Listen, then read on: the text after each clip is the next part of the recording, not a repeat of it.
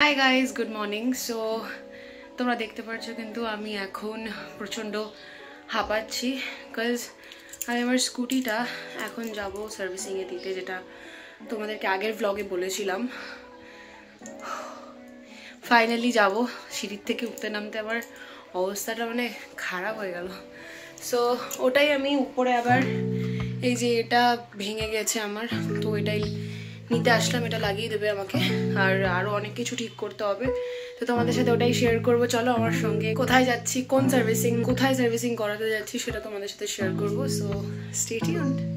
তো এবার আমি চলে যাচ্ছি গাড়িটা সার্ভিসিং দিতে। তোমরা দেখতেই পাচ্ছো আমার গাড়িটা, যদি তোমরা দেখো তোমরা কেউ বিলিভ করবে না যে এই গাড়ির 2 বছরও হয়নি, আর সেই গাড়ির আমার অ্যাক্সেলেটর খারাপ হয়ে গেছে, লুকিং মিররটা ঢিলা হয়ে পড়ে গিয়েছে, আরও কি নোংরা হয়ে আছে। তো এটাকেই আজকে একটু চমকাবো।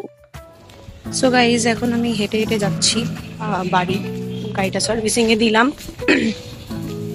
এখন আমি হেঁটে হেঁটে বাড়ি যাচ্ছি।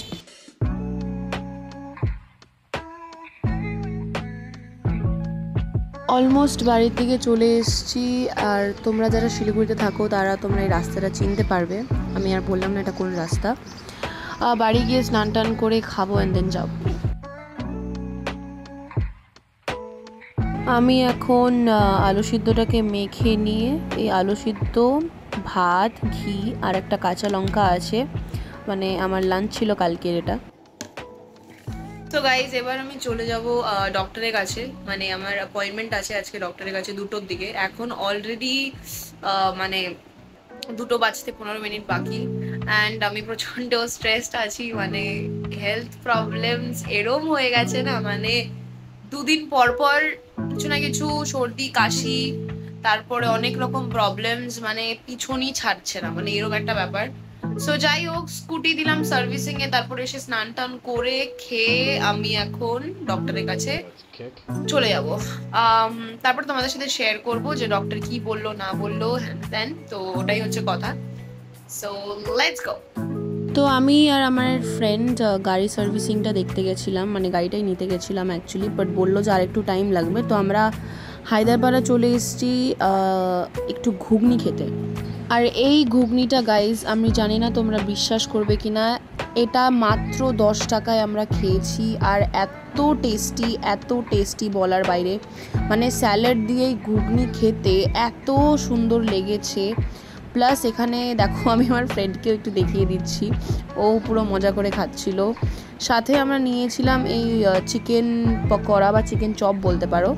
আর এখানে আমিও খেয়ে নিচ্ছি এনজয় করে। আগে অ্যাকচুয়ালি জায়গাটা ওই আমাকে চিনিয়েছে, আমি এখানে আগেও এসেছি, বাট খাওয়া হয়নি কখনো। সো গাইজ, কালকে তো রাত্রেবেলা আমি ভিডিওটা এন্ড করতে পারিনি, মানে আউটরোটা দিতেই পারিনি। তার কারণ হচ্ছে প্রচণ্ড টায়ার্ড ছিলাম। বাড়িতে এসে অ্যাপয়েন্টমেন্ট অ্যান্ড ওইসবের অনেক কিছু দৌড়াদৌড়ি কাজ ছিল। দৌড়াদৌড়ি কাজের পরে বাড়িতে এসে একটু রেস্ট নিয়েছি। তারপরে অ্যাকচুয়ালি মাথার থেকে বেরিয়ে গেছে যে আমাকে ইউটিউবের জন্য ওটা করতেও হবে। সো তার জন্য আর হয়নি শ্যুট করা। এখন আজকে আমি পরের দিন আউটরোটা দিয়ে দিচ্ছি, আর তোমাদের সাথে শেয়ার করেছি যে কি কি আমি করেছি কালকের দিনে। অনেকটা হয়তো তুলে ধরা হয়নি, বিকজ সত্যি বলতে কালকের দিনটা খুব বিজি ভাবে গিয়েছে, তো অবশ্যই হয়নি। বাট তোমাদের সাথে আমি খুব শীঘ্রই আর একটা নতুন সুন্দর ব্লগ নিয়ে আসবো। আশা করছি তোমাদের সবার এই ভিডিওটা ভালো লাগবে। প্লিজ যদি ভালো লেগে থাকে লাইক, শেয়ার আর সাবস্ক্রাইব করে দিও। Love you.